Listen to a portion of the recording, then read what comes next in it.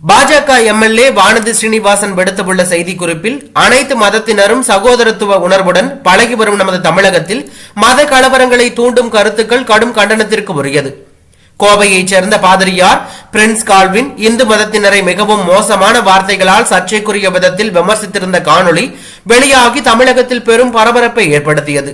இந்துக்களின் மீது மத வெறுப்புணர்வை விதைக்கும் அவரின் கருத்துக்களுக்கு எதிராக பல புகார்கள் அளிக்கப்பட்டு பல்வேறு பிரிவுகளின் கீழ் வழக்கு பதிவு செய்யப்பட்டிருக்கும் நிலையில் இதுவரை அவரை கைது செய்யாமல் திமுக அரசும் தமிழக காவல்துறையும் வேடிக்கை பார்க்கிறது. தனது தவறிற்கு அவர் மன்னிப்பு கேட்டதாகவே இருந்தாலும் ஒருவரின் மத நம்பிக்கைகளை காயப்படுத்திவிட்டு மன்னிப்பு என்ற வார்த்தைகளால் அனைத்தையும் மறக்க முடியாது என்பதுதான் உண்மை. மேலும் வழக்கு பதிவு செய்யப்பட்ட ஒரு குற்றவாளி கேட்கும் மன்னிப்பு ஏற்றுக்கொள்ளக்கூடியதா இல்லை என்பதை முடிவு செய்ய வேண்டியது நீதிமன்றங்களை தவிர மாநில நிர்வாகம் அல்ல.